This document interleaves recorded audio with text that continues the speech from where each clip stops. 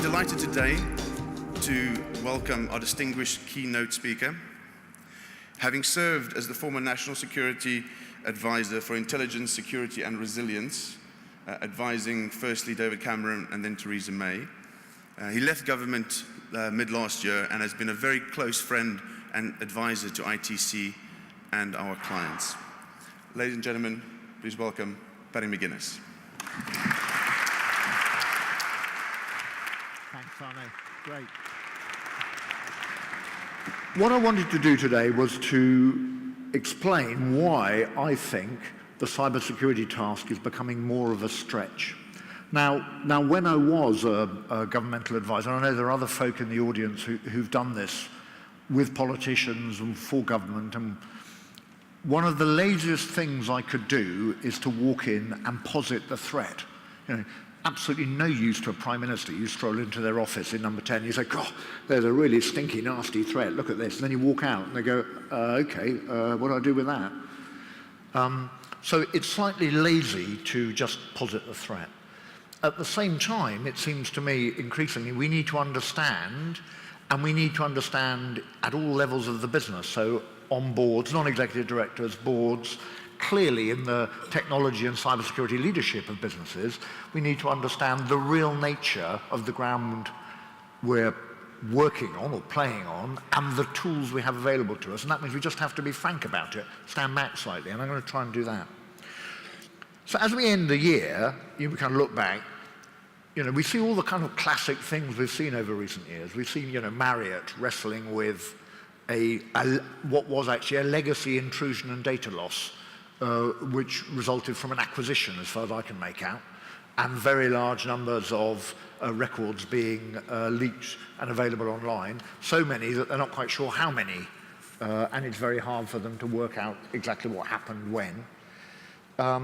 We see a constant stream, and certainly I see in the practice that I'm involved with at the Brunswick Group, where we deal with a lot of corporate clients, a prevalence of CEO email fraud, or of data loss enabled by phishing, and you all know that's going on in your businesses and you're all trying to counter it.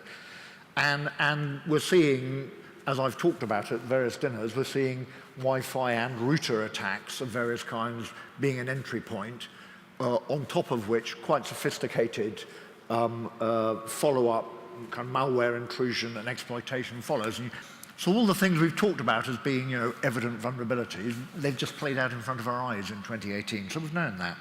The BA attack also showed us something else, and I hope I'm not stealing someone else's sandwiches later this morning when they're going to speak. It shows something else in 2018, and that is the application layer risk and the supply chain risk. Because what seems to have happened there is you've got some software, which is, you've got some code rather, when the application was written that's just been incorporated from a third party, put in, and it had a vulnerability within it. So it was both supply chain and application layer, really, really powerful example of what we're dealing with. And then we reflect that all of us, I think, who have got technical teams are saying to ourselves, we really need to bring on our skilled workforce. There's a shortage of skilled people available for us. You know, we've got to bring them in. We're going to have to develop them ourselves. They aren't in the market, or if they are in the market, they're very expensive, particularly if we're operating in London. But I think it's true across the country. And frankly, the number of conversations I have about that make me say that we're never going to make up that skills gap. That actually we need to stand back, and that the challenge to managed security service providers like ITC, or indeed to the technology companies, is that we've got to step beyond just the expectation we're going to build up skilled teams in every organization, every client organization. You know, we've got to, and part of that's around automation, and of course automation isn't happening as fast or reliably as we'd like. And of course, everybody who ever walks into your office to sell you anything either puts, if they're honest, the word machine learning, and if they're slightly not as honest, they put artificial intelligence into their pitch. Although when you dig into it, how much of it is actually there is sometimes questionable. But I think we'd all recognize there are very strong geopolitical drivers for state action in 2019. You know, we've got some major events going on, and it isn't as if world peace has broken out. Okay, and whilst I, having been involved in setting up and commissioning the National Cybersecurity Centre, I think the UK has done a fantastic thing. And I think in a cyber sense, you're incredibly lucky to be in the UK and have that kind of national technical authority and the real application of national security network systems capability to critical national infrastructure and business concerns. There's just a hard reality, and the hard reality is they cannot be responsible for the data or the function, the data on or the function of your networks. Obviously they can't be. They can be if you're the nuclear firing chain, if you're, number 10, you can build out a concentric circle, but they're not going to be. So that while they're profoundly interested in your cybersecurity, and Kieran Martin, of course, has been, trying to stimulate at every level in businesses the right culture, they're not going to come and help you. You're going to have to help yourself. You're going to have to be self-reliant. You, in your partnerships, including with ITC, are going to have to be self-reliant unless you're at the very core of what they are required to defend, because there's too much for them to do. Kieran Martin, in his 5 questions, which I think always are worth just reflecting on, he wanted to get boards to ask some of you guys, if you've got technical responsibilities, the right questions. He wanted to ask you, what are you doing about phishing? Because phishing is a major thing that happens to organizations. He wanted to say to you, what are you doing about privileged access? Do you understand who has privileged access? And as I say, look at the BA thing, that was privileged access being exploited. He wants to ask you about patching and whether or not you understand what devices you have and whether or not their patching is up to date. He wanted to say, how do you think about your suppliers? And we're going to have the session a little later on third-party risk.